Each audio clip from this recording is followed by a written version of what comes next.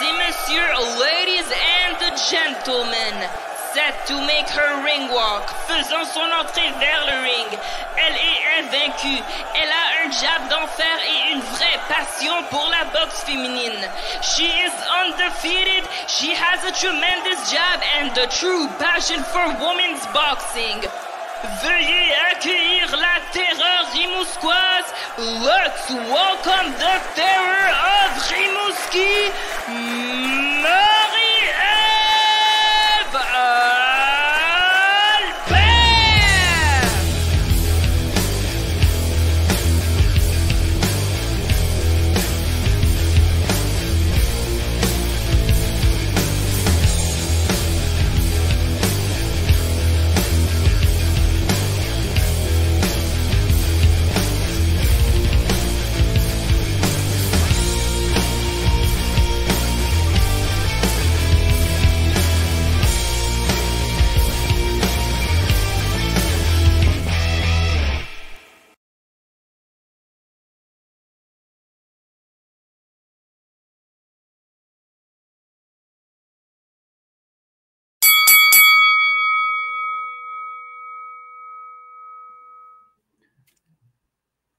En direct de Rimouski, Québec, Marie-Ève Albert, je ne sais pas si tu as remarqué, mais on en a écouté en joie le vert de la boxe des 2 derniers jours. Hier, moi, j'ai fait même l'erreur de m'installer comme 1 heure avant que ça commence. J'écoutais les documentaires, Vanessa, MBD. Là, après ça, 6 heures de boxe. Je pensais jamais dire ça, là. Mais aujourd'hui, je pense pas que je vais écouter de la boxe toute la journée, prendre une petite pause. Mais ça bouillonne en boxe féminine. Tu sais, pour te donner un exemple, moi, un matin, j'enregistrais mon podcast. Je ne sais pas si je vais être capable de le mettre en ligne. Mais là, je me disais, les 3, tu sais, je regardais ça froidement. Puis là, je me suis posé la question. Des fois, je me pose des questions dans mon émission. Puis là, je me suis dit, les prochains, là, parce que moi, dans ma tête, là, il n'y a pas Goffé, il y a la boxe, OK? Puis vu que je suis né en 82, je laisse encore le masculin prendre le devant sur le féminin quand je parle, mais il ne faudrait plus faire ça maintenant, mais à cause qu'on est en 2023. Mais là, je dis, OK, les prochains boxeurs au Québec à devenir champion du monde. Tu sais, je regardais qui était proche parce qu'on parlait d'MBD, tu étais à un combat. Puis là, je me suis dit, les 3 prochains champions du monde au Québec, là, mais là, je les ai sortis un en arrière de l'autre. OK, es-tu prête? Ah ouais. Non. Kim Clavel le 7 octobre.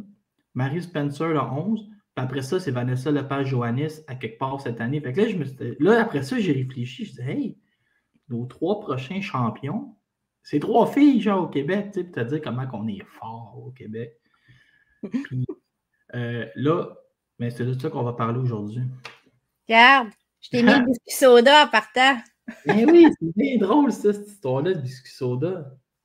Ben oui, hein? C'est Vanessa puis son coach qui disait qu'elle allait casser l'adversaire comme un biscuit soda petit à petit, là. Faire de la destruction massive. As-tu remarqué qu'ils ont le même nom? Oui, mais je pense qu'ils n'ont pas de lien de famille, hein? Pas de lien de famille. Là, je vais te parler, moi, de hier, moi, je regardais, tu sais, la carte, puis là, ça me faisait rire parce que, tu sais, notre ami Renan Saint-Just, il dit tout le temps, il va y avoir des upsets, mais il ne veut jamais se mouiller puis les nommer, tu sais. Fait que là, moi, je dis, OK, je vais les deviner. Puis je voyais Timéa Nagui dangereuse, moi, je ne sais pas pourquoi, parce que des fois, je me laisse impressionner par les fiches amateurs, mais c'est une fille qui avait participé au championnat senior amateur, mais t'as-tu vu tout le monde qu'elle a affronté, tu sais? Frenchen Cruz Desern. Fronjic, la fille que je pense qu'elle n'a jamais passé pro, mais c'est comme une légende amateur. Yes. Elle a affronté à peu près 6 fois. Franken Cruz-Desern. Ariane Fortin avait battu cette fille-là pour s'assurer de monter sur le podium en 2014. Là, je me dis, cette fille-là, elle a tout vu. 50 combats sur BoxRec, ça veut dire des fois 125 dans la vraie vie parce qu'ils ne mettent pas de compétition locale. Ils ne sont pas tous sur BoxRec, vraiment pas. Elle a tout vu, cette fille-là. Puis là, elle était grande. Puis là, elle a une tête au moins de plus que Vanessa, selon ce que j'ai vu, là. Vanessa commence à dire que cette fille-là, en plus, elle se déplace bien, puis que c'est en prévision de Lani Daniel. Là, je dis, voyons, elle est plus grande, elle se déplace bien, elle a de l'expérience. Là. Je me suis mis à avoir peur. Mais disons que Vanessa, elle avait le bon plan de match pour régler ça hier. Quelle performance! Moi, je l'ai dit, tu n'existais même pas à l'époque. J'étais au Métropolis, il y avait plein de journalistes, ils jouaient dans leur cartable. Je dis, les gars, lâchez vos cartables. De quoi lâcher nos cartables? On vient d'arriver. Le premier combat de la soirée, c'était Vanessa contre Annie Mazerol. C'était la revanche. Guerre. Je dis, lâchez tout ce que vous faites. Mais voyons, il faut qu'on se prépare, on place. Non, non. Lâchez tout, prenez le 4 ondes. Vanessa, c'est une machine pour la télévision. Genre, tu peux pas triper quand elle se bat. Elle est vraiment spectaculaire. Elle aurait pu craquer sous la pression. Elle était devant sa famille, ses amis. Il y avait plein de gens. Tout le monde disait ça. Moi, je recevais des courriels. Elle a l'air nerveuse, elle va craquer. Comme... Moi, je n'ai pas trouvé qu'elle avait l'air nerveuse. Moi, je n'ai pas trouvé qu'elle avait l'air nerveuse. C'est sûr que quand tu as Nagui d'en face à peser, qui te regarde par en haut, ça peut arriver. Tu sais, on s'entend que Vanessa, elle n'a pas 30 combats d'expérience pro. Elle en a quelques-uns. Mais tu sais, c'est quand même imposant. La fille Nagui, Nagi qu'il faut dire, en tout cas, peu importe, elle n'a pas l'air sympathique du tout. Elle était une tête de plus, elle était par-dessus l'autre, mais je trouve que Vanessa a bien fait ça à peser, puis ça a mis la table. Moi, je lui ai donné 100% des rounds, bien sûr. Elle a gagné 60-53 x 3. Tout à fait mérité. Elle a tellement bien joué. Moi, j'avais peur. Je me disais, la fille, elle a la grandeur, puis elle a la portée. Fait que ça ne doit pas être facile pour Vanessa. Vanessa a boxé petite, puis c'est son impulsion vers l'avant pour aller chercher les coups décisifs, là, toujours la main bien placée. J'ai trouvé ça spectaculaire parce que, tu sais, on peut le faire, tu sais, donner une impulsion vers l'avant, rentrer, sortir, mais il faut les placer, les coups aussi. Il faut toucher la cible. Elle est allée au corps, son crochet hier, il me rentrait au poste. Elle a fait des dommages avec son crochet. C'est ce que je pense, à cause que Vanessa, elle vient du monde de l'haltérophilie. Hein, fait que je pense qu'elle est forte comme un cheval. Puis quand elle décide qu'elle avance, tu essaieras de reculer un cheval. C'est de l'ouvrage. Mais là, moi, on ne se le cachera pas. Là, ce qui est intéressant, hier, c'était 2 contre 3, OK, dans mon cahier là, de BoxRec, c'était 2 contre 3. Là, Vanessa est encore 3 parce qu'ils ont laissé, je ne sais pas pourquoi, mais l'autre Australienne est comme passée 2. Ils ont laissé Alri Melissi deuxième parce qu'Alri Melissi s'est battue probablement au championnat du monde dernièrement. Elle a affronté Lenny Daniels. Mais je crois que Vanessa est bien meilleure qu'Alri Melissi qui a gagné 0 round contre Lenny Daniels. Moi, ce que je pense, c'est est-ce que c'est parce qu'ils veulent mettre les deux filles une contre l'autre?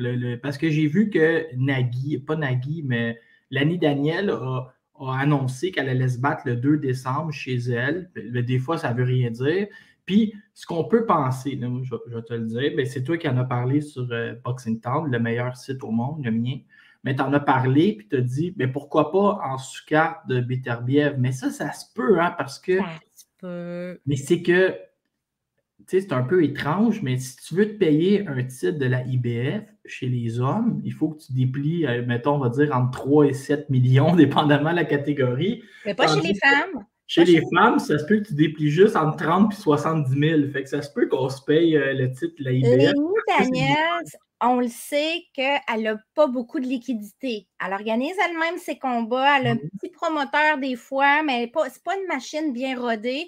Elle est tout le temps sur le bord d'annoncer sa retraite parce qu'elle est écœurée de financer ses propres combats ou de devoir chercher des commanditaires pour financer ses combats. C'est vraiment difficile pour elle. Tu sais, c'est pas comme Vanessa qui a Eye of the Tiger en arrière d'elle, qui, elle, oui, elle va avoir ses commanditaires pour ses camps d'entraînement, mais elle a une bourse assurée. Elle n'est pas en charge de la bourse de son adversaire. Tu sais, des choses comme elle n'est pas en charge de réserver un casino. C'est de la job. Là, tu as raison, il y a une date en décembre, TBA, OK, sur BoxRec pour Lenny Daniels, qui ferait une deuxième défense en 5 mois de titre IBF. C'est TBA, puis c'est on a l'impression qu'elle a réservé un méga arena de 30 000, là, un stade, mais en vrai, c'est un complexe, le stade, ce stade-là, puis il y a des salles. Fait qu'elle a réservé une salle de... Je pensais qu'elle a dit qu'elle avait réservé une cafétéria, mais est-ce que tu as mais tu sais, elle a réservé une salle, comme dans un centre des congrès, là. Fait que la salle, là, selon moi, ça se fait offrir une belle bourse pour aller sur la carte de Beterbiev-Smith. Elle va canceller ça, celle-là. Mais Marie, ça dépend de son attitude puis des gens qui la gèrent, parce que des fois, tu as raison, mais des fois, tu es mieux de prendre, tu sais, si ton idée est à long terme, tu es mieux de prendre 22 000 $, te battre chez vous, avoir les juges locaux, contrôler l'adversaire, contrôler le délai, que d'aller à l'étranger un peu de vendre ta ceinture. En même temps, Là, tu sais, la contrepartie de ça, c'est que c'est quand même Beterbiev Smith. Fait que, tu sais, c'est une tribune énorme. Ça va être regardé partout dans le monde. Fait que si cette fille-là veut commencer à faire des grosses bourses, mettre son nom, parce que là, elle est championne, mais c'est une championne inconnue. Personne ne l'a vu se battre ou presque, à moins qu'on fouille. Tu as oublié de dire, hein? Tu as oublié de dire dans l'organisation.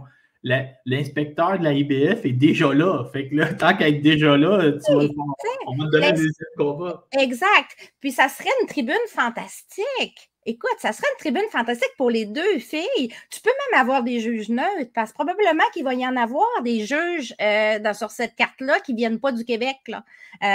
Fait que, tu sais, ils sont déjà sur place. Il y a déjà des juges sur place qui viennent d'ailleurs. Fait qu'il y a possibilité d'avoir des juges neutres ou en partie neutres. Moi, je trouve ça... je trouve que c'est une belle opportunité pour Lenny Daniels. Moi, si j'étais Lenny Daniels, je contacterais moi-même, peut-être même Eye of the Tiger, pour dire « Hey, ça me tenterait. » Parce que là, on a vu, elle a probablement regardé Vanessa, ou elle va la regarder, c'est facile à trouver. Ça serait un bon combat, selon moi. Parce que Lenny Daniels est bonne, assez boxée, là. C'est pas Neji, là. C'est pas la fille d'hier, là. Je regardais ce qui est disponible sur Internet, puis assez boxée, puis je trouve qu'elle a comme le tour pour organiser les affaires, tu sais, quand elle a affronté une Africaine, là, il n'y a pas longtemps, puis, tu sais, c'était joué gros, là, l'autre, elle avait comme l'Africaine est arrivée comme avec l'habit traditionnel, puis le roi là-bas, il avait comme assermenté avant qu'elle parte, puis là, il jouait ça gros dans les journaux. Ça donne un show. Ben, elle est capable de bien faire les choses. Et oui, c'est une très bonne boxeuse. Et là, moi, ce que je veux dire, c'est que Vanessa, tu sais, quand tu as perdu 145 livres, pourquoi tu n'en perds pas 155 après? Tu sais, moi, si j'étais Vanessa, je gagne le titre contre Daniel, je le lance dans la foule en disant que ça ne m'intéresse pas, puis je descends direct à 168. Mais je pense que c'est un peu ça aussi le but, parce que là, l'avantage de Vanessa, c'est qu'elle est sur une pente descendante sur le plan du poids. Fait elle va ramasser les tirs, elle va faire l'inverse que plusieurs font. La plupart des gens vont commencer bas puis ils vont monter parce que le métabolisme ne suit plus. Elle est jeune, son métabolisme peut suivre en masse, mais elle est en train de descendre, elle pourrait ramasser des titres en descendant. T'sais? Après ça, c'est quoi? Il y a le 168 livres. Parce que là, elle a fait à peu près autour de 175 livres, Vanessa, présentement. Elle est considérée comme un light heavyweight, si je ne me trompe pas. Sauf que. Je pense que c'est chez les lourds. Oui, mais en vrai, sa catégorie, elle pourrait se battre chez les light heavyweight, mais aussi chez les heavyweight. En boxe féminine, c'est 175 plus, les lourds. Yes, exactement. C'est Lenny Daniels, puis ils sont classés toutes les deux à heavyweight. Lenny Daniels, là, c'est pas une heavyweight de 300 livres ou de 250 livres. Elle se bat à peu près entre 180 et 185 livres. Donc, Vanessa est dans le target, là. On est proche, là. On est correct, là. Tu sais, il n'y aurait pas d'enjeu pour Vanessa de dire, je vais prendre 5 livres pour m'approcher de Lenny Daniels, puis être capable d'avoir mon combat de championnat au mois de janvier. Bref, elle est prête parce qu'il y en a qui vont dire c'est tôt. Mais c'est de même dans ces catégories-là. Elle a montré dans tous ses derniers combats depuis son retour qu'elle était faite solide. T'sais? Elle est déjà allée en championnat du monde à 21 ans. Elle a de l'expérience. Marie-Pierre Roule était à son 8e combat. C'est arrêté, mais j'aime pas ça. Tantôt, je disais que je mettais tout dans le même panier, mais la boxe féminine puis la boxe masculine, c'est deux sports, c'est le même sport. Il faut saisir l'opportunité quand elle est là. C'est deux façons différentes de monter des carrières. Mais c'est ça. Puis tu peux être plusieurs fois en championnat du monde chez les filles. Est-ce que ça te rend est-ce que ta ceinture est moins valable? Il y en a qui vont dire que oui, d'autres que non. C'est pas important. L'important, c'est de comprendre qu'il faut saisir les opportunités. Elles peuvent revenir, puis qu'une défaite, c'est pas grave chez les femmes. C'est moins grave. Je vais prendre 2 minutes, je vais te parler de ma rencontre avec Tamara Thibault. Oui, parle-moi ça. Quand tu vas, mettons, là, je vais te faire rire. Tu sais, quand tu vas au zoo, là, puis tu vois un lion, là, c'est impressionnant. Tu sais, le lion, là, il est musclé, mais il se déplie. Là. Tamara Thibault, personne ne m'avait dit ça. Elle est grande sur un moyen temps. Elle mesure 6 pieds. Elle mesure 6 pieds. Elle est souriante. Elle a l'air en confiance. Puis là, moi, je me suis approché, puis je vais te conter exactement ce qui est arrivé. Je dis, Tamara Thibault, elle m'a dit oui. Elle ne savait pas j'étais qui. D'habitude, tout le monde me reconnaît, mais pas elle. Là, je disais, hey, t'es favorite pour gagner les prochains Jeux olympiques. Elle dit, il paraît. Là, j'ai dit, t'as-tu un gérant? Là, elle m'a dit oui. Elle dit, pourquoi? J'ai dit, je me proposais là, comme gérant. Tu sais, j'ai dit, t'es comme la prochaine grosse affaire. T'es la joueuse autonome la plus populaire. Là, j'ai expliqué, puis je faisais un parallèle avec le hockey. Elle n'avait pas compris parce qu'elle n'écoute pas le hockey. T'es comme Connor McDavid qui est disponible pour toutes les équipes. Puis là, j'ai dit, Tamara, t'es au courant là, que t'es numéro 1? Je suis elle dit oui. Je dis ça vaut 1,5 million US comme bonus de signature. Là, elle a commencé à m'écouter un peu plus. Elle dit combien? J'ai dit numéro 1. Je dis Bob Arum, il verse des 1,5 de bonus de signature avant même de parler de contrat. Là. Fait que je ne veux rien entendre en dessous d'1,5 million l'année prochaine. Là, mais c'est un bon point. On pense tous que, tu sais, il y a beaucoup de gens qui disent qu'elle va signer soit chez Yvon Michel ou chez Eye of the Tiger. Moi, je ne crois pas. Honnêtement, je pense que cette fille-là va signer à l'extérieur.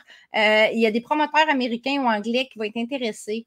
On va la laisser faire son cycle olympique, mais après ça, quand elle va passer pro, je suis certaine, à la grandeur qu'elle a puis la taille qu'elle a, elle peut faire, elle, probablement du 154, 160, 168 livres, un peu à la Clarissa Shields.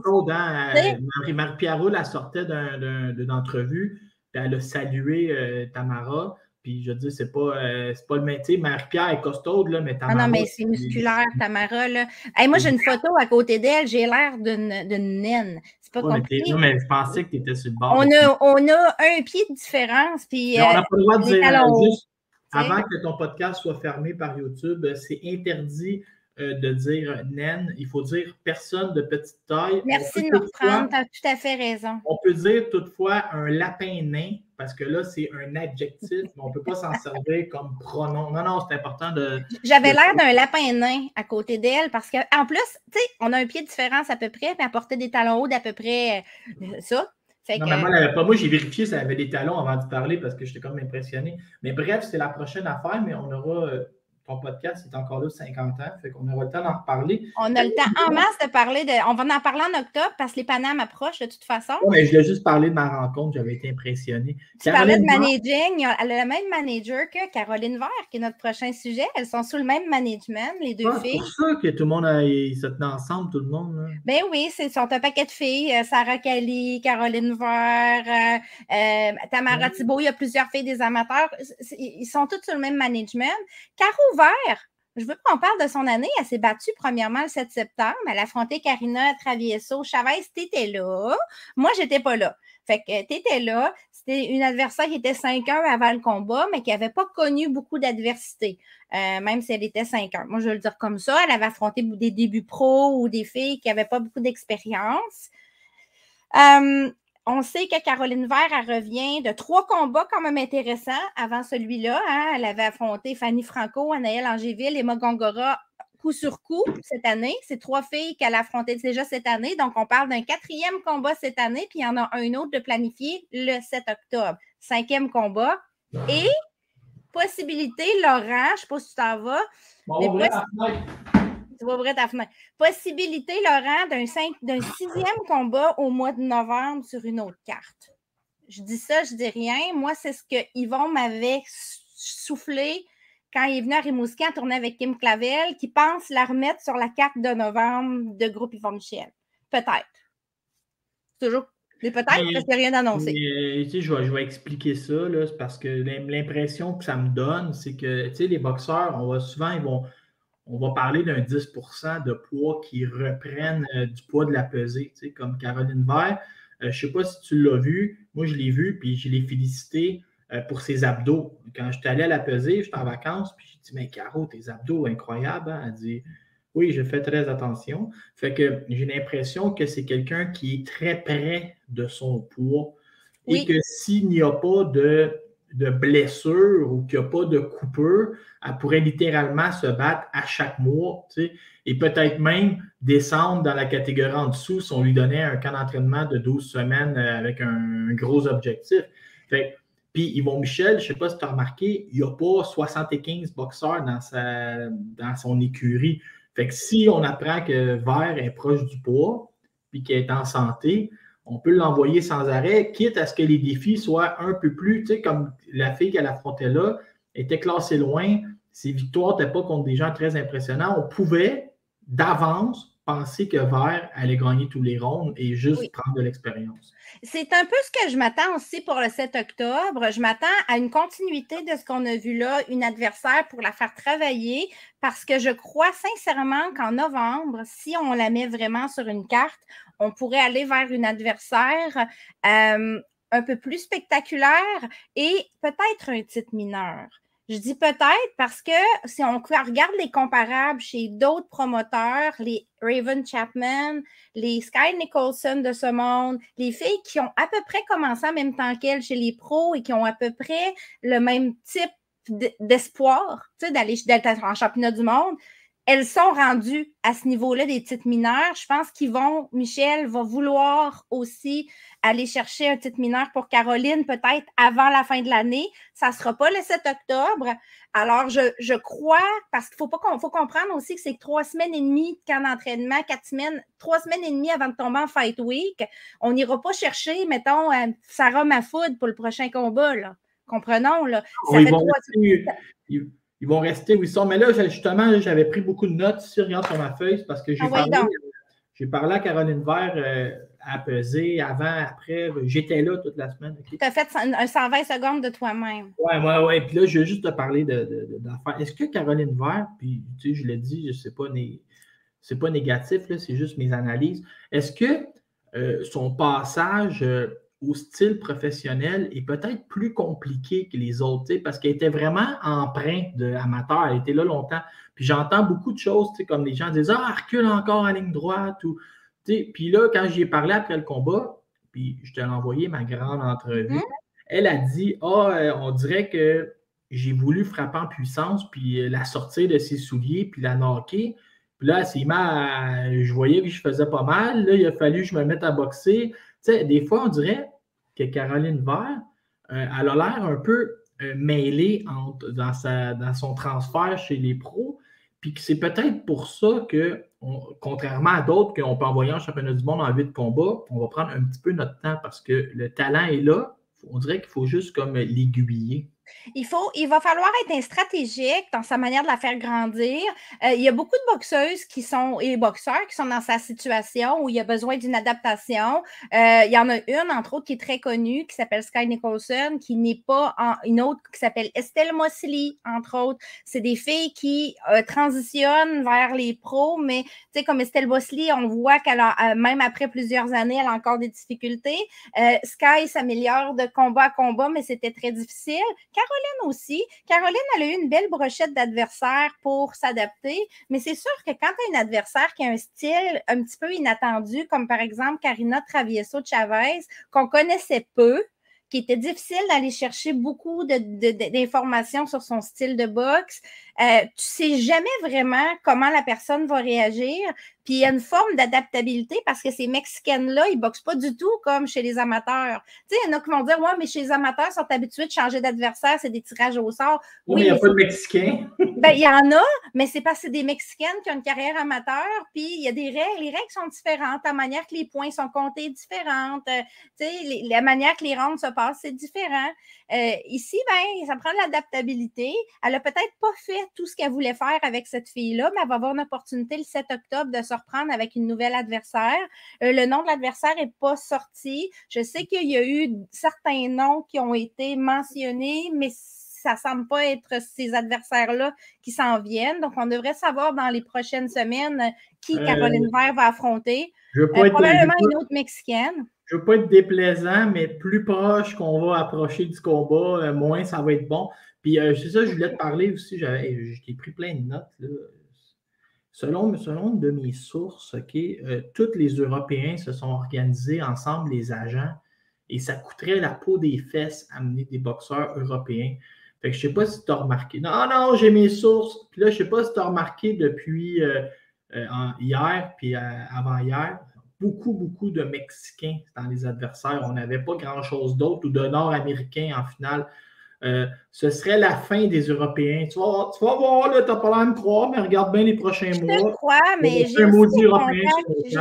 te crois, mais il y a encore des managers qui sont ouverts à amener des Européens. Là. Puis pas nécessairement pour la peau des fesses. Là. Il y en a, mais c'est parce qu'il faut que tu choisisses quel type d'adversaire tu veux. Que ce serait organisé entre eux autres, puis que une fiche en haut de 500, maintenant, ça vaut, mettons, 6000, puis ils se tiennent. Là, mais c'est comme ça que ça devrait valoir.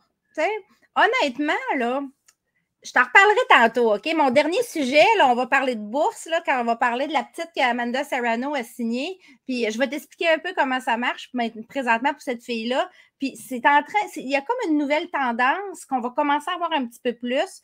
Puis ça peut être dérangeant pour les promoteurs qui sont moins bien nantis, là.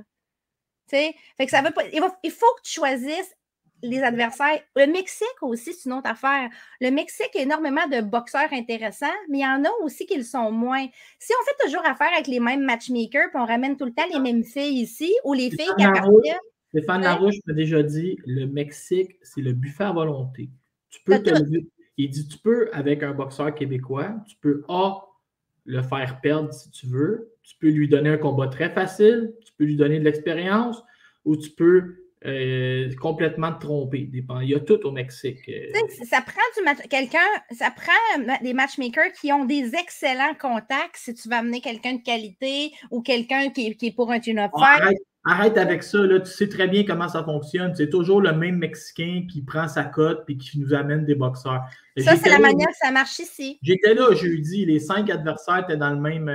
Était dans le même vestiaire, puis ça s'amusait comme larron en foire avec. Posons-nous pas de questions. Posons-nous pas de questions. Si tout le monde vient de la même école, de la même gang, ça veut dire que les matchmakers font affaire avec leurs amis.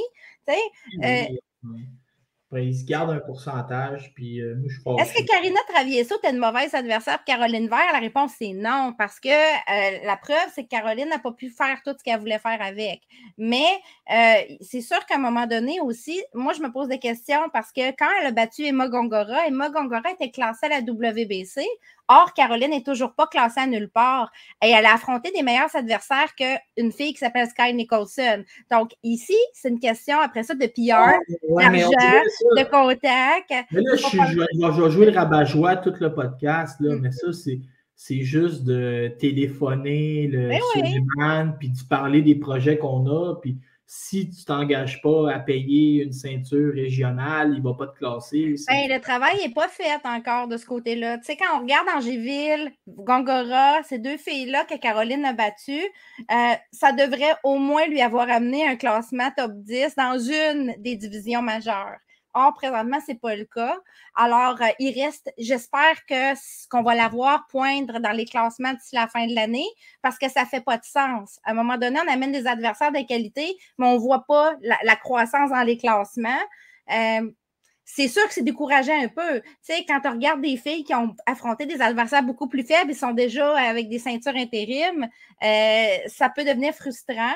J'ai hâte de voir, mais j'espère juste que Caroline, là, il y a aussi l'affaire du cycle olympique, juste pour dire, là, il y a pas, pour l'instant, il n'y a pas d'espace pour Caroline aux Olympiques. Marie Alamadier, qui est dans sa catégorie de poids chez les amateurs, c'est classé pour les Panames.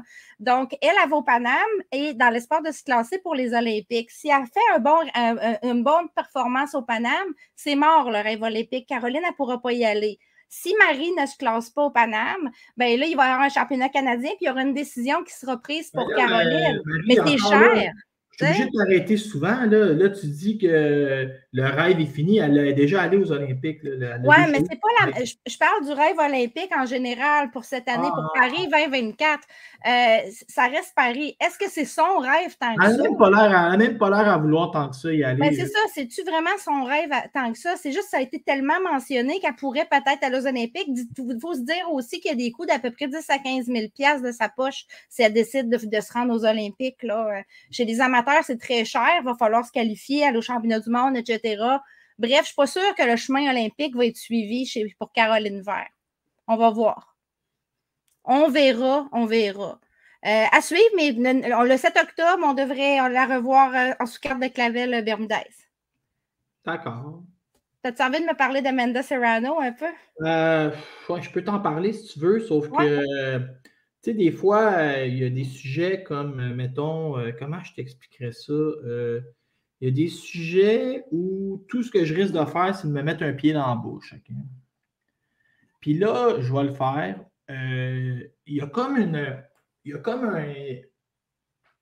une unanimité où les femmes devraient se battre 12 rondes de 3 minutes. OK? Il n'y a pas d'unanimité. Ben oui, tout le monde est d'accord. Fais un sondage. Non. Il n'y a personne qui va te dire non, à part le Mauricio Suleiman. Non. Puis je continue dans le point, mais je te reviendrai. Arrête, là, Marie. Dans le peuple québécois puis des amateurs, tout le monde veut 12 rondes de 3 minutes. Essaieras de trouver une personne au Québec qui est sortie contre ça, genre. Tu me parles du Québec, moi je te dis, en général, c'est pas tout le monde qui est d'accord. J'ai pas vu une grande levée de bouclier contre. Toi, mal, tout le monde est d'accord. Je sais pas d'où tu me sors qu'il y a des gens qui sont contre. Cathy Taylor a refusé 2 fois. Oui, mais parce que ça la favorisait, pas pour des raisons.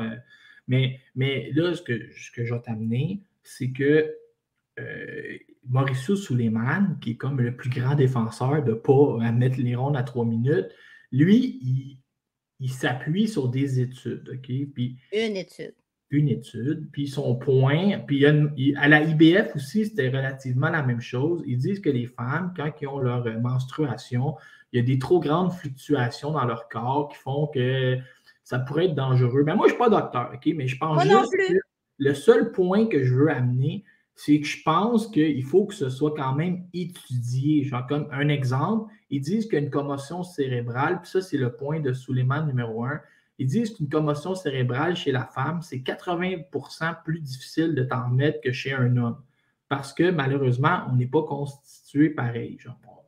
Est-ce que c'est vrai? Je ne sais pas. Mais je pense qu'il y a beaucoup de gens qui, leur seul argument, c'est comme hey, on va avoir plus de knock-out, puis ça va durer 3 minutes. C'est un mauvais argument. Je pense quand même que si on veut avoir le débat, mais je dis juste qu'on devrait bien le faire, le débat, avec des spécialistes, avec des docteurs, puis là, arriver à un résultat. Pas juste se lever un matin et dire hey, l'égalité des sexes, puis on fait des combats de 12 x 3. C'est juste présentement, il y a plusieurs. Bon, Amanda Serrano, pour ceux qui ne savent pas, va se battre en 12 rondes de 3 minutes. Première fois pour un championnat unifié pour les ceintures majeures. Il me restait 45 secondes à mon point. Okay? Ah oui. Parce que pour ma question, c'est qu'en boxe, on a un grand levier bouclier pour que ce soit l'égalité des sexes puis que les combats soient de 3 minutes et de 12 rondes. Ma question, au soccer, OK, je vais donner un exemple. Chez les hommes, il y a 3 substitutions dans un match. Chez les femmes, il y en a 5. Sous le même prétexte de la déshydratation qui arriverait plus vite chez la femme. Au tennis, quand vous allez jouer, toi, tu as l'air d'une joueuse de tennis. Quand vous allez à Roland-Garros, chez les hommes, c'est un 3 de 5. Chez les femmes, c'est un 2 de 3. Pour la même raison de déshydratation. Au hockey international, chez les hommes, il y a des mises en échec. Chez les femmes, les mises en échec sont illégales. Pourquoi? À cause des études sur les commotions, que c'est plus difficile chez les femmes de s'en remettre. Pourquoi? Dans ces autres sports-là, on n'a pas de grand levier de bouclier. Puis à la boxe, on est tout le temps comme hey, ça prend l'égalité, ça prend l'égalité. J'ai jamais vu une femme, moi, au hockey sortir, puis je vais en geler une en plein centre de la patinoire, genre avec le coude dans les airs. Ça n'existe pas, genre. C'est faux de dire que la boxe est le seul sport où il y a une différence entre les sexes. Absolument. Ailleurs. Après ça, je veux juste qu'on fasse les études puis qu'on fasse les choses comme il faut, qu'on ne se lève pas un matin et qu'on dit égalité des sexes. Déjà en partant, il y a plusieurs boxeuses professionnelles qui ne sont pas d'accord pour le 3 minutes. Moi, j'en ai vu. Non, mais j'en ai eu plusieurs en entrevue, puis ils me l'ont dit. Une, entre autres, qui me l'a dit clairement, c'était Alma Ibarra en entrevue. Il y a Yvon Michel. Je te laisse aller, mais il y a Yvon Michel qui, des fois, est comme modéré en disant que ça donne un très bon spectacle, 2 minutes. Mais le point de, je pense que c'était Marie-Ève Dicker qui disait, je ne suis pas sûr, par exemple, qu'une fille qui est juste en shape, mais qui ne sait pas nécessairement boxer, sur 2 minutes, ça va moins paraître, tandis que sur 3 minutes, ça va paraître. Tu peux juste arriver full cardio puis garrocher. C'est le point de Rick Ramos. Amanda Serrano va affronter sa mandatory. Ils se sont entendus en Floride pour faire du 12 x 3. OK? Mauricio Suleiman s'est discarté de là, mais les 3 autres associations ont suivi. Fait que ça va être un championnat unifié à 3 ceintures, incluant l'IBF, qui s'est laissé convaincre. OK? C'est IBF WBA. Donc, c'est la première fois que c'est un championnat unifié pour 3 ceintures des 4 titres majeurs. OK? Là, pour que ça puisse se faire, déjà en partant du 3 minutes, pour expliquer aux gens, ça prend la commission sur place qui l'accepte, OK? Qui accepte les conditions du contrat. Donc, ici, c'est du 12 rounds, puis c'est du 3 minutes. Ces conditions-là ont été acceptées. Donc, du 3 pour 1 minute de repos, x 12, comme les hommes. Ensuite, ça prend les sanctioning bodies, les organismes de sanction, quand il y a des titres mineurs ou majeurs qui sont en place, qui sont en jeu, qui l'acceptent. Ici, on a vu que la WBC a dit non. Donc, Amanda Serrano va juste défendre sa ceinture WBC à Porto Rico au mois de janvier séparément. Elle l'a déjà annoncé, la date est déjà sortie.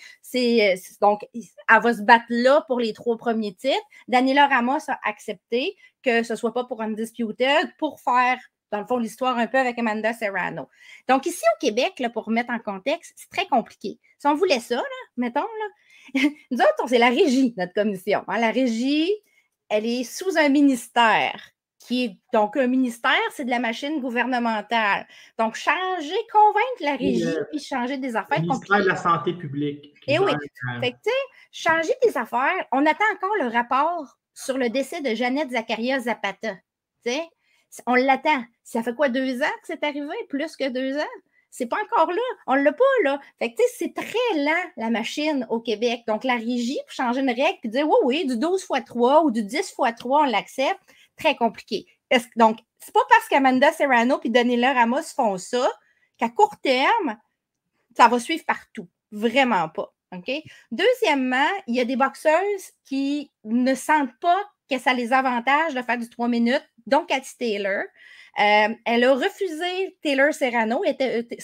Serrano était prête à mettre de côté la ceinture WBC et se battre contre Taylor pour 3 titres dans le premier combat. Ça a été refusé. Même chose pour Chantel Cameron contre Taylor. Ça a été refusé. On sait que Serrano puis Taylor, puis Cameron, c'est 2 filles qui, elles, sont vraiment pour le 3 minutes. Là. Vraiment, vraiment, vraiment. Puis pour le 12 rounds.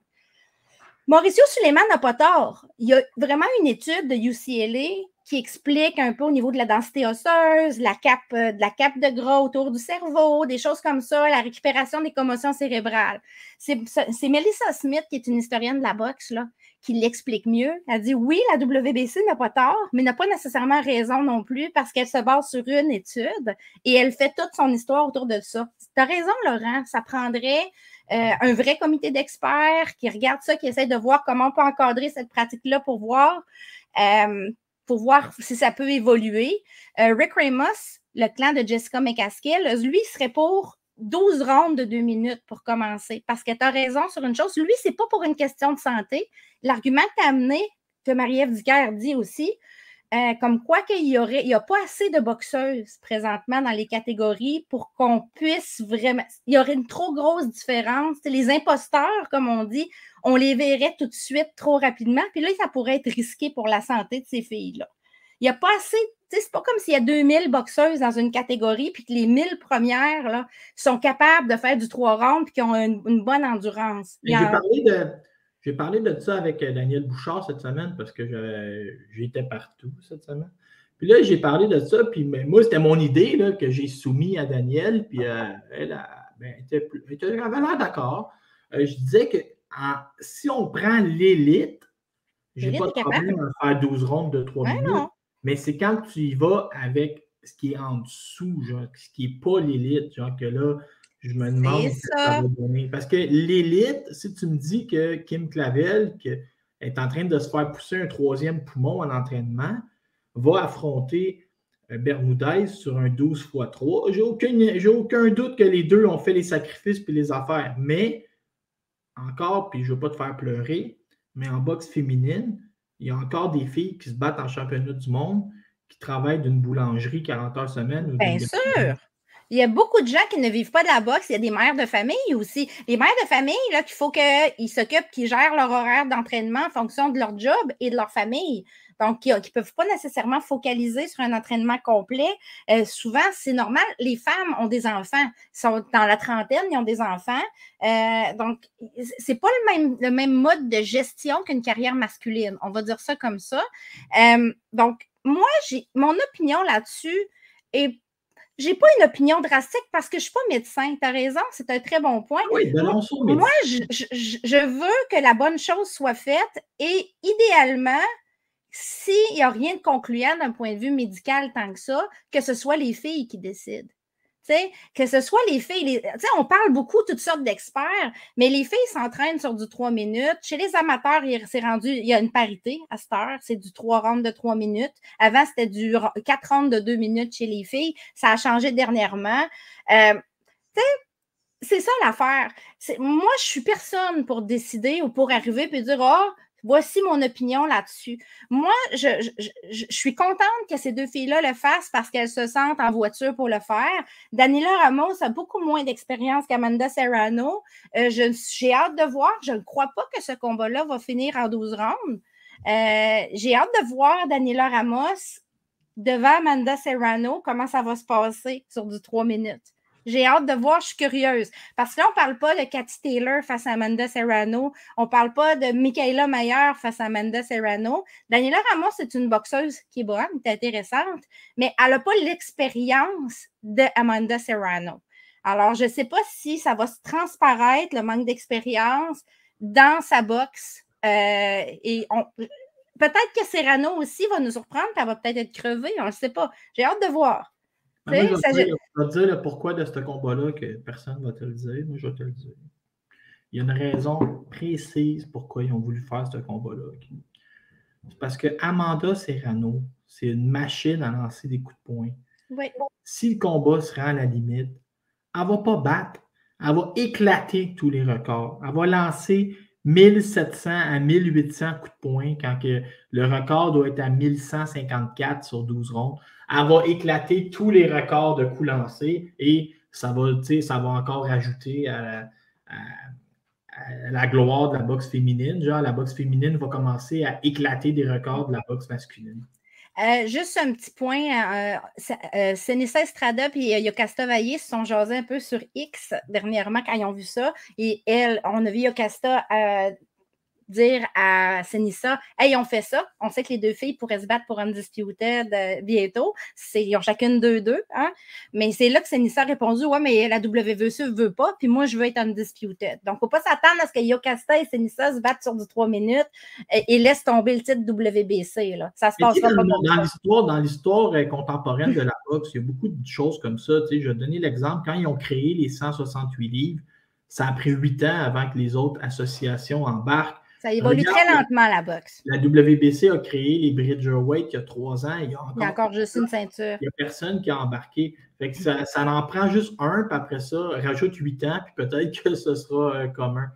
Alexia Baumgartner, test positif. Puis là, moi, ça m'a fait rire parce que là, quand tu testes positif, les photos commencent à suivre. Puis là, tu vois comme en 2022, elle fait un bicep, tu sais, puis son bicep il est correct. En 2023, ça est découpé comme Arnold à 31 ans. Fait que là, c'est là que toutes les photos se sont mises à apparaître.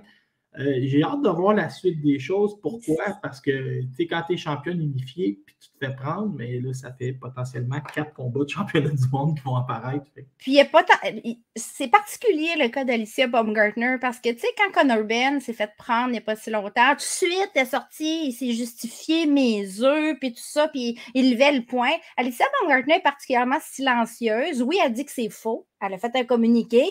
Ensuite, sur les réseaux sociaux, elle a commencé à mettre des photos d'elle qui s'entraîne ou des photos d'elle en bikini. Tu sais, sa vie normale, mais elle bloque ses commentaires. Et elle n'a pas recommenté depuis ce temps-là, sauf pour dire que c'est encore en investigation. Testé positif à 2 stéroïdes, dont une substance, le primobolan, qui était justement une substance utilisée en culturisme. Arnold a déjà utilisé ça. C'est une substance qui augmente, dans le fond, la masse musculaire, coupe le gras, augmente la vitesse et la puissance, sans te transformer en homme. Parce qu'il y a des stéroïdes qui jouent sur les hormones et celui-là ne joue pas. L'autre, donc il y a un stéroïde sur 2 qui est injectable, l'autre est ingérable, peut être injecté ou ingéré en pilule. Bon, il y a eu beaucoup de tests chez Matchroom dernièrement. Matchroom, on dirait qu'ils ont décidé, ils ont eu déjà des scandales, puis ils ont dû décider de montrer une bonne volonté d'une certaine manière. Il y a toujours de la politique en dessous de ça, mais ils ont fait tester énormément de boxeurs. Il y en a à toutes les semaines qui tombent vraiment, qui se font pogner présentement. Des fois, c'est avec VADA, des fois, c'est d'autres organismes comme Alicia Baumgartner. C'est le même organisme qui teste la NBA là, qui l'a testé. Bref, on en voit de plus en plus, il y en a encore. On a vu Elenius, on a vu Dylan White, il y en a un autre cette semaine qui a testé positif. Pourquoi ils font ça? Ben, c'est parce que tu es toujours mieux de cleaner ton écurie à un moment donné si tu penses qu'il y a un problème que de te faire pogner tout le temps et d'être tout le temps dans le scandale de justification. Quand ça vient de ton propre promoteur, on sait que PBC fait ça aussi, mais PBC, ils ont un NDA, des ententes de non-divulgation. Ils font régulièrement tester leurs boxeurs pour savoir qui là-dedans est peut-être positif, même quand ils sont hors combat. Matchroom n'a clairement pas de NDA, là, de non-divulgation. Ça sort présentement. Il y a une stratégie là-dessus aussi. Baumgartner, qu'est-ce qui va lui arriver? Tu as raison, c'est une championne undisputed. Elle s'est faite pogner dans le cadre d'un combat de championnat. Elle s'est testée positive juste avant son championnat contre Linardatou. Elle est déjà à toutes les ceintures. Là, elle a le choix de faire ouvrir l'échantillon B ou de justifier, d'expliquer son résultat, un peu comme Anna Gabriels avait fait. Hein? Anna Gabriels qui expliquait avec ses affaires de césarienne de chien là, pour sa petite crème. Fait que tu peux prendre la piste de l'échantillon B ou la piste de la justification. On ne sait pas trop qu'est-ce qui se passe avec Baumgartner présentement, mais clairement, si ça reste concluant, je ne crois pas qu'elle va pouvoir garder ses titres. Et moi, j'aimerais faire un commentaire de vie de tous les jours aussi. Les stéroïdes, je trouve ça très intriguant, okay, parce que souvent, j'ai tendance à croire que les gens sont innocents. Tu sais. Puis, j'en ai vu, moi, j'ai déjà été au gym, là, au travail, on a un beau gym, puis il y a du monde sérieux dans le gym, puis il y a des gars, là, tu sais, exemple, ils vont s'entraîner, ils vont manger parfaitement, ils font leur cardio, ils font leur étirement, dorment leurs 8 heures, ils finissent par avoir de beaux physiques, OK? Puis là, ils vont passer à la cafétéria en t-shirt. Puis là, tu vas entendre deux fumeurs, ainsi que des Mae West, qui vont dire « c'est stéroïde ». Tu sais, on a tendance à, dès que quelqu'un est en forme, penser qu'il est drogué, alors qu'il y a du monde qui sont en forme parce que c'est des sacrifices. Il y a du monde qui n'ont jamais mangé ça, du McDonald's, puis qu'ils n'ont jamais bu une bière, puis ils ne sortent pas, puis ils dorment, tu sais. Je le vois, là.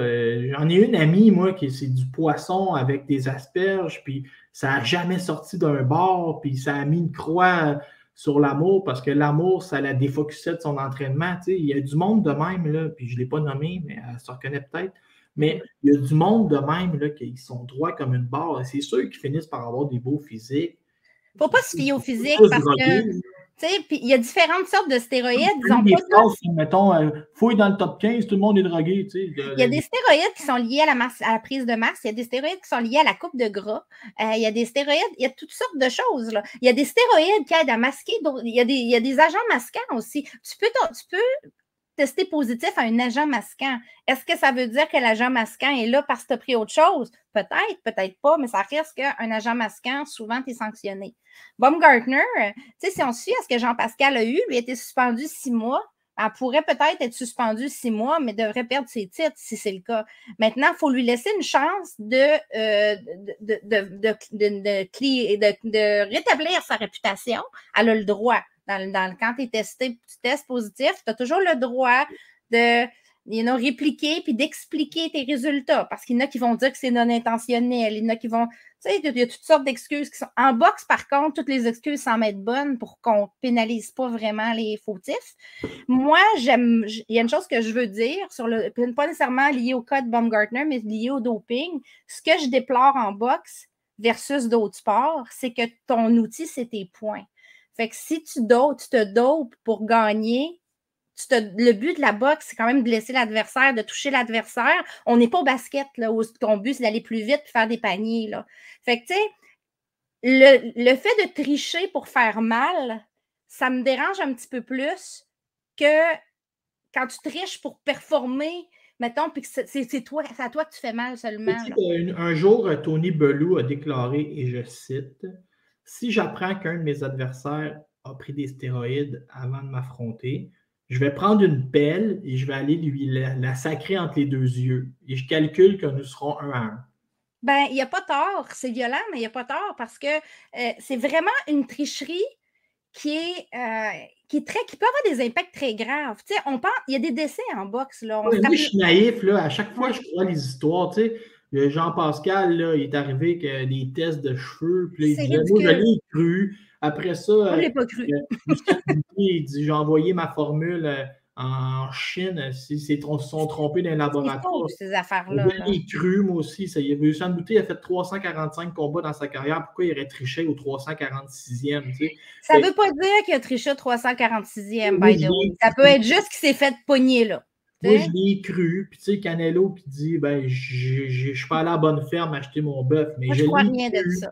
Puis, moi, ils sont mieux de me prouver. Moi, là, je l'ai cru. Puis, l'autre, je l'ai cru que son chien. Moi, je crois tout le monde. Genre, j'ai inventé la naïveté. Mais toi, là, dans le fond, ben, c'est parce qu'ils arrivent tout le temps, puis les organismes de sanctions décident de passer free, les commissions passent free. Ça nous donne l'impression que c'est possible. Mais en vrai... Là, je l'ai vu avec la seringue dans le bras. Je dis, je peux pas croire, là. Il faudrait que tu sois mêlé en joie le vert. Tu sais, même Jean-Pascal, j'ai envie de le défendre. Là. Puis il s'est fait pogner. Il a battu le record. Il a battu le record de Jarrell Miller avec 4 substances dans le corps. Il y avait de l'EPO. C'est très difficile de shipper sur l'EPO, by the way. Il faudrait qu'il soit mêlé en joie le vert pour se rentrer 4 stéroïdes dans l'épaule en se disant personne ne va me prendre en 2023. Fait que moi, pour Alicia Baumgartner, tout comme Ena Gabriel, je leur souhaite bonne chance. Regarde, je vais leur souhaiter bonne chance. Le doute va toujours rester, peu importe les raisons qui vont nous sortir. Là. Tu sais, c'est ça qui arrive aussi. C'est que oui, je comprends.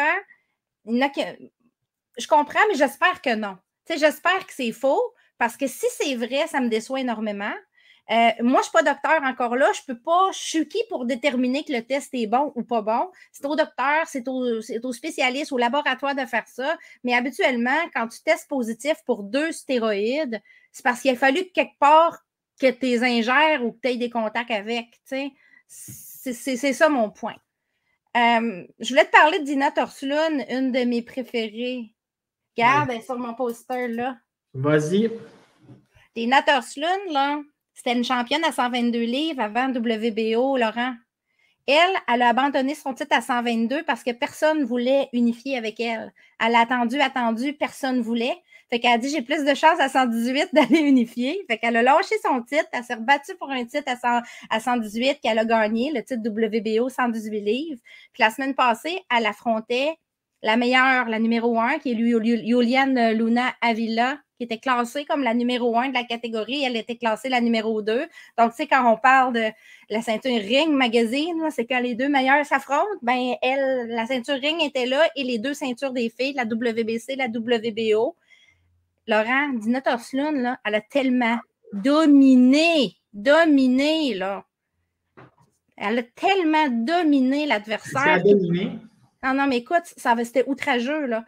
C'est une dominance de la meilleure comme ça montre soit que la meilleure était surévaluée ou soit que toi, tu es clairement bien meilleur qu'on pensait, là. Y a pas, moi, j'ai donné 2 rounds à l'adversaire, peut-être 1. Hein, j'ai été très généreuse sur un round là, qui aurait pu aller des 2 bords. Fait que j'ai dit, je vais donner 2 rounds contre 8, mais ça aurait pu être 9-1. Tout était parfait. Écoute, elle boxait tellement bien. Mais le but ici, c'est de parler un peu de cette catégorie-là des 118 livres. Les 2 autres championnes, c'est Nina Hughes et Ebony Bridges. OK? Je sais que tu es tannée un petit peu d'Ebony Bridges. Tu me l'as dit dans le passé. Regarde ta face. C'est quoi que tu veux dire, là? Ben non, mais tu sais, à un moment donné, tu sais, je veux bien croire, là, mais moi, je suis un peu féministe dans ma tête, l'égalité des sexes. Puis, tu sais, ça me fâche d'un conseil d'administration quand c'est 21 hommes puis 0 femmes. Tu sais, c'est pas vrai que vous n'êtes pas aussi bonnes que nous pour gérer. Puis là, je vois Ebony Bridges, puis, tu sais, elle gère bien ses choses, elle fait de l'argent, mais j'ai l'impression de reculer 50 ans en arrière quand elle a son top. Puis elle met la bière de McGregor entre les 2 seins. Puis on sait que McGregor, il y a une femme à la maison, puis c'est elle qui est collée après d'un gars-là, avec la canette entre les seins, puis tout. J'ai hâte qu'elle mange une volée. Là. Ça s'en vient, Laurent, la fin de ces règnes-là, parce que Dina Torslund va toutes les torcher. Honnêtement, les 2 championnes, Nina Hughes et Ebony Bridges, je ne vois pas comment ces 2 filles-là peuvent battre Dina Torslund. Je ne vois pas. Et on va avoir une championne undisputed d'ici 2024. Toi, comme femme, comment tu as encouragé Ebony Bridges? Ben, moi, Ebony Bridges, écoute, moi, je suis dans le vivre et laisser vivre. Est-ce que je trouve ça élégant? Pas pantoute. OK? Maintenant, est-ce que je crois que ça devrait... Elle avait réussi ce qu'elle voulait faire. Elle voulait jouer la fille sexy pour nous montrer qu'elle savait boxer. Puis ça, elle l'a fait. Elle a gagné ses combats. C'était merveilleux. Tout était réglé. Mais là, elle pousse tout le temps. Genre, Elle fait de l'argent, Laurent. Elle fait de l'argent. Moi aussi, j'en fais de l'argent. Puis j'ai gardé mon T-shirt. Oui, mais elle en fait beaucoup. Beaucoup plus que toi. Elle fait plus que moi. Moi, je pense qu'elle ne vit pas de la boxe, cette fille-là. Dans quel monde on vit où, tu sais, comme Paige Van Zandt, là, qui dit j'ai fait plus d'argent en 24 heures de OnlyFans qu'en 33 ans de combat d'arts martiaux. C'est la réalité. C'est la réalité. J'aimerais profiter de ton podcast pour m'adresser aux hommes. Arrêtez de payer 4,99 des OnlyFans pour avoir des petites photos où la fille se met un voile puis de l'ombrage. Arrêtez, mais je le sais que vous aimez ça, mais arrêtez. On ne rend pas service à l'humanité en s'abonnant à toutes les OnlyFans. Il y en a beaucoup en boxe. C'est rendu que je pose la question, t'as-tu un OnlyFans? Veux-tu un OnlyFans? C'est une question que je pose aux filles des fois. Ils veulent parler de ça. L'autre fois, je m'en vais d'un gala de lutte féminine, un gala de lutte québécoise. Il y avait 3 filles qui avaient des OnlyFans. Tu sais. Dina Torslund, elle n'en a pas. Mais ma championne que j'aime tant, Dina, elle, c'est une physiothérapeute, mère de famille, maman de chien, qui va se battre le vendredi ou le samedi, puis elle retourne à la job le lundi. Championne unifiée, ça va être undisputed d'ici la fin de l'année. Selon moi, on va avoir un combat de retour des bannis très bientôt, probablement contre Avril Matty. C'est ce qui avait été annoncé il y a longtemps par Matchroom. Avril veut le combat, puis elle aussi. Ça va être facile pour Ebony de ce combat de retour-là contre Avril Matty. Puis après ça, elle va unifier contre l'autre championne qui est aussi chez Matchroom comme elle, Nina Hughes. Selon moi, Nina Hughes va battre Ebony Bridges. Bridges a beaucoup de cœur dans un ring. On ne peut pas lui enlever ça. Mais... Des fois, en Angleterre, l'arbitre est aussi juge. Oui, mais là, dans les combats de championnat, non, c'est du 3 juges. Mais Nina Hughes est aussi une Anglaise. Elle est aussi signée chez Matchroom et elle est bien meilleure techniquement qu'Ebony Bridges. Selon moi, elle va savoir quoi faire avec Ebony. Et on devrait, les deux filles, Nina et Dina, veulent s'affronter pour Undisputed quand ça va être 2-2. Donc, probablement qu'on devrait voir Ebony d'ici la fin de l'année en combat de retour. En début, au printemps, Nina Hughes contre Ebony Bridges et peut-être à l'été prochain, Dina Torslund contre la gagnante des deux pour Undisputed. Je vous annonce, mark my words, Laurent, Dina Torslund est imbattable dans cette catégorie à court terme. Elle sera championne Undisputed. Je ne vois pas comment les deux autres seraient capables de lui prendre ces 2 titres plus la Ring Magazine. Je vois pas. C'est une fille techniquement hors pair, qui a beaucoup d'outils, qui a une belle personnalité, qui est solide, puis qui est vraiment têtue. Elle a tout ce qu'il faut pour devenir championne Undisputed. Elle est juste plus sobre qu'Ebony. On en entend moins parler. Évidemment, elle n'a pas d'OnlyFans, comme je t'ai dit, mais ça reste que côté talent, ça ne se compare pas. Là. Ça ne se compare pas. Moi, j'étais comme genre très, très... Je regardais ça, puis j'étais comme... Oh mon Dieu, elle a quand même donné une leçon à Luna, à Julianne Luna. Julianne Luna était considérée la meilleure. C'était les deux meilleurs qui s'affrontaient, là. Moi, j'ai trouvé ça vraiment un excellent combat, mais il faudrait que les gens vous le regardiez de nouveau pour comprendre jusqu'à quel point elle a été bonne dans ce combat-là, intelligente dans sa gestion de l'espace du ring, qu'elle a empêché Luna de lui rentrer dedans avec son volume, qu'elle a amené Luna partout en y coupant le ring, qu'elle y a fait mal au corps. Écoute, ça a été magnifique.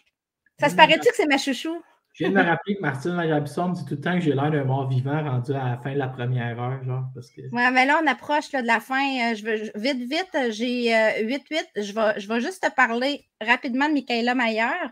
Très rapide. Ouais, j'ai vu ça, que les deux filles étaient revenues, là, Michaela Mayer, il n'y a rien à dire sur son combat contre Sylvia Borto, à part le fait qu'elle a encore le Moses de défaut qu'elle ne bouge pas sa tête. Okay, puis qu'elle est lente. Elle est plus lente que jamais à 140 livres, Michaela Mayer. Elle est bonne, elle a dominé Sylvia Borto. Okay? Premier combat à 140 livres, on se rappelle, l'année passée, à la même date, elle était 130 livres, Michaela Mayer. Donc, montée de 2 catégories. Elle est rendue plus lente et elle est toujours statique au niveau de sa tête et ça me fait peur parce que le prochain combat de Michaela Mayer, ça va probablement être contre Natasha Jonas, mais à 147 livres. Les deux filles veulent, ils sont en négociation présentement, et ça va se passer en Angleterre. Et pour le titre que Jonas est allé chercher à 147 livres, je crois que Jonas va savoir quoi faire si c'est la même Michaela Mayer qu'on vient de voir qui se présente devant elle. Lente, tête statique, en avant d'une fille comme Natasha Jonas qui bouge bien puis qui a quand même de la force de frappe, j'ai peur. J'ai peur pour Michaela Mayer. Si on a la Mayer qu'on a vue face à Amadouche ou face à Baumgartner, c'est une autre affaire. Mais si on a la Mayer qu'on a vue face à Borto, je suis vraiment pas persuadée que ça va être bon. T'es trop nerveuse, mais Michaela Mayer est meilleure que ce que tu viens de nous dépeindre. Là. Ben, très bien meilleure. Si on a la Michaela Mayer qu'on a vue face à Amadouche ou contre Baumgartner, on est en voiture. Ben allez. Mais il va falloir que ce soit elle. Elle est vraiment plus lente. Ça m'a marqué comment elle était plus lente parce qu'elle était plus lourde. Tu sais, on dit des fois, ça n'a pas toujours de lien, mais là, on a vu une corrélation directe. La lenteur que Mayer avait, ça ne l'a pas empêché de bien boxer. Mais ça m'a... Une fille qui est un petit peu plus rapide, un petit peu plus à son affaire, va l'amener pas mal où ce qu'elle veut si elle ne fait pas des changements dans sa manière de boxer. On en reparlera, mais tu vas voir, un meilleur va battre Jonas. Vite, Yesenia Gomez est de retour. C'était pas beau. Hey, moi, là, j'avais espoir, OK, Laurent? Je veux pas comme... Des fois, je vais être dur, là, puis je vais casser du sucre sur une adversaire qui est une Québécoise. Il y a une Québécoise qui a battu Gomez pour devenir championne du monde, c'est Kim Clavel. Mais quand Kim Clavel a passé chez Yvon Michel, la première chose que j'ai dit à ton podcast, c'est qu'ils sont tous au courant qu'il y a un maillon faible qui détient une des ceintures, et c'est Yesenia Gomez. Et là, ça devenait un genre d'enchère à qui allait réussir à aller prendre la ceinture à Gomez, parce qu'on le savait qu'elle n'était pas de calibre championne du monde. Mais là, ceux qui ne me croyaient pas, ben là, vous avez votre réponse. Après plus qu'un an d'inactivité, elle a fait un combat nul contre une adversaire qui était beaucoup plus faible qu'elle, en théorie. J'ai pas senti qu'elle était très motivée d'être de retour. Moi, j'avais espoir. Je me disais, OK, Gomez va être de retour. Puis comme Clavel lui devait une revanche, mais qu'elle n'a plus la ceinture, ça pourrait être une parfaite adversaire, mettons, pour une défense optionnelle de Neri Plata. Ça serait facile à organiser. C'est au Mexique. Ça ne devrait pas coûter trop cher. Mais après ce que j'ai vu là, je me dis, je pense pas qu'elle mérite une revanche contre Neri Plata. Tu sais, c'est aussi pire que ça. Je me demande mais je me demande ce qu'elle fait encore en boxe si elle n'a pas envie de boxer. J'ai l'impression qu'elle n'a pas envie de boxer. J'ai l'impression qu'elle a fait un retour parce qu'elle devait un retour. Mais tu sais ce que c'est quand ta carte d'affaires a d'inscrits ancienne championne WBC. Tu peux toujours espérer qu'à un moment donné, en Angleterre, il y a une prospect, puis là, tu fasses des bonnes bourses, puis ça doit être ça qui l'accroche, sinon, je ne sais pas. Vite, les débuts pro de Crystal Rosado. Pourquoi je veux te parler de ces débuts pro-là en particulier, Laurent? C'est que la bourse a été spectaculaire pour un début pro. 1 million? Non, mais Crystal Rosado, c'est une jeune fille de 20 ans qui n'a aucune expérience amateur. Là. On ne parle pas d'une Tamara Thibault qui passerait pro. On parle d'une jeune fille, une portoricaine. C'est Amanda Serrano qui est sa manager, puis ils l'ont fait boxer sur la carte de prospect de MVP, de Most Valuable. Jake Paul, il a son équipe principale, mais il y a aussi il fait des shows MVP prospect des fois.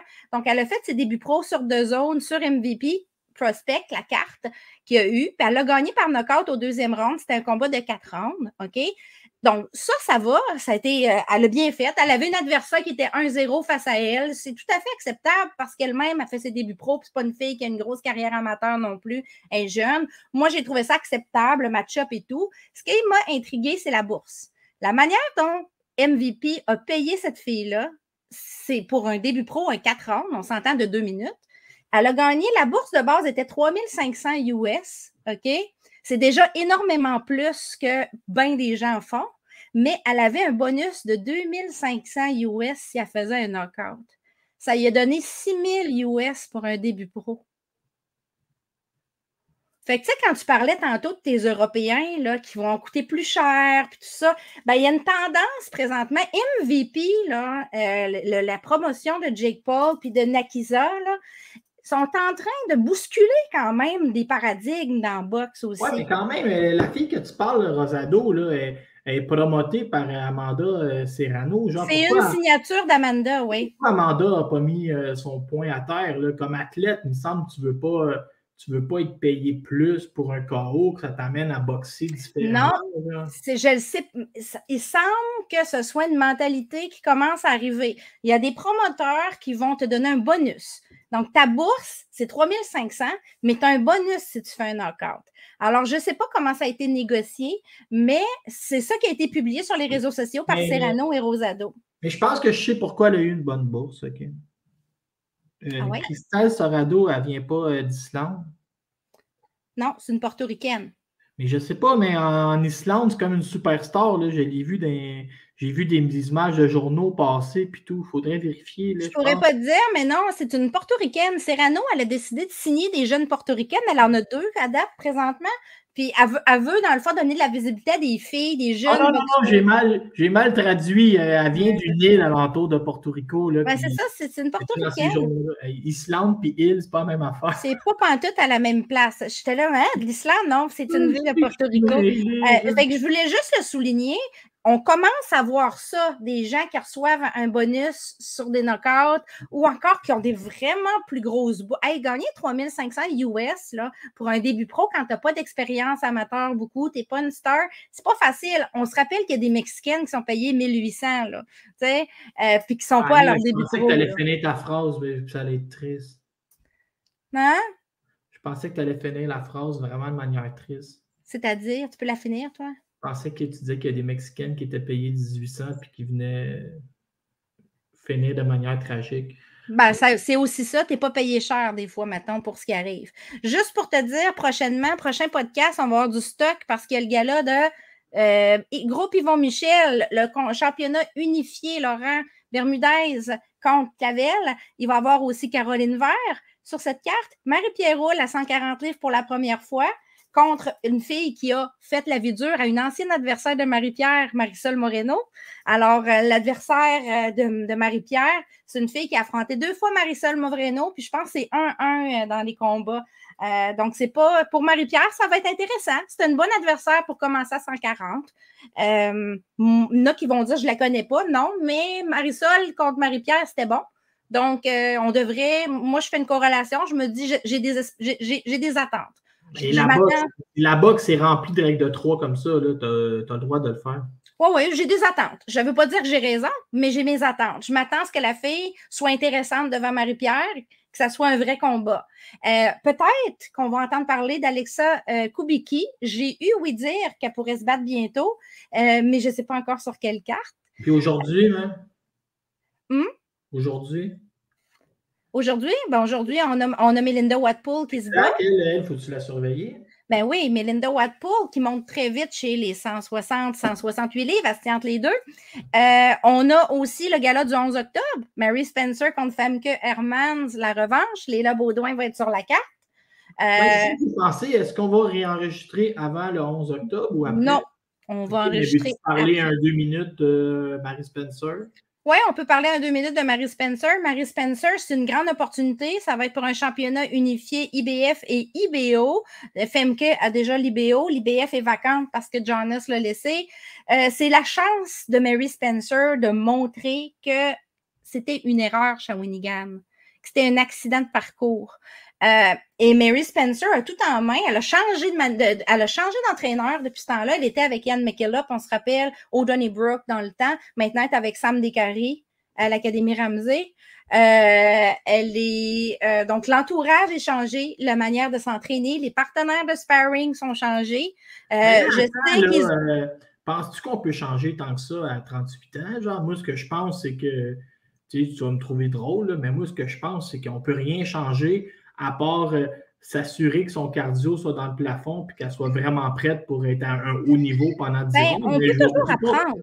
Il n'est jamais trop tard pour apprendre. Oui, tu ne peux pas repartir de zéro. Là. Souvent, la préparation peut changer des choses. Si tu es bien préparé, si tu es préparé adéquatement, tu peux arriver beaucoup plus mindé à ce qu'il y a devant toi qu'à l'inverse. Ce n'est pas tant de dire on va changer.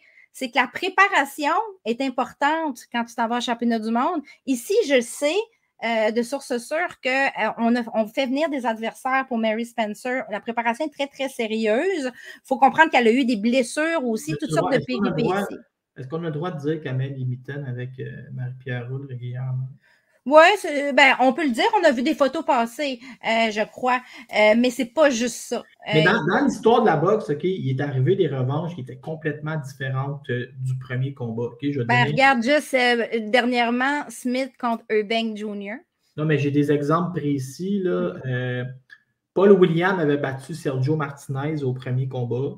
Puis à la revanche, OK, Sergio Martinez avait étampé Paul William de manière violente. Ça, c'est mon exemple préféré. Paul William avait perdu contre Carlos Quintana. À revanche, il l'avait assommé au premier round. Je veux dire, c'est arrivé dans l'histoire de la boxe qu'un boxeur ait simplement la mauvaise stratégie ou une mauvaise soirée au bureau et que la revanche soit complètement différente. Mais, on se répète, Marie, Femke Hermann sait boxer. Les gens sont fait avoir. Elle avait gagné les 2 premiers rounds possiblement contre Marshall avant de se faire frapper. Femke Hermann, c'est une très bonne boxeuse. Moi, je m'attends à un combat mieux balancé, mais je ne gage pas depuis 3 mois, je ne recommencerai pas ce combat-là. On peut pas prédire que Mary va gagner les titres là, ou que Femke va conserver son titre et gagner. Fait qu'il ne faut pas manquer ça. Sincèrement, ça va être super intéressant. Ça va être un gros combat. Et je m'attends que Mary fasse mieux. Ça, c'est sûr, parce que j'ai eu l'impression qu'il y avait un petit peu... Il y avait quelque chose qui n'était pas correct, qui n'était pas comme d'habitude dans ce combat-là. Peut-être pas nécessairement physiquement seulement, mais mentalement. Elle est meilleure que la performance qu'elle a donnée. C'est ça. Fait elle est bien meilleure, puis elle a la force de frappe pour faire ce que Marshall a fait à Femke. OK? Elle a la force de frappe. Mais est-ce qu'elle va être capable de lire le combat assez pour saisir l'opportunité? C'est ça là, qu'il faut travailler. Donc, ça lui prend des partenaires de sparring qui vont l'amener là. Je m'attends bien celle-là. Je m'attends à un combat nul. Après ça, on fait le tome 3. OK, Beterbiev. Puis là, au mois de janvier. Puis là, on profite que la IBF est déjà là. On met Vanessa contre Daniel, puis on met Mary contre Femke, numéro 3, la trilogie. C'est ça, IBF, boum. Tu vois, l'inspecteur va travailler tant trip. Ça va ressembler à ça, Laurent. Surveiller Jessica McCaskill aussi contre Sandy Ryan, 30 septembre. Surveiller...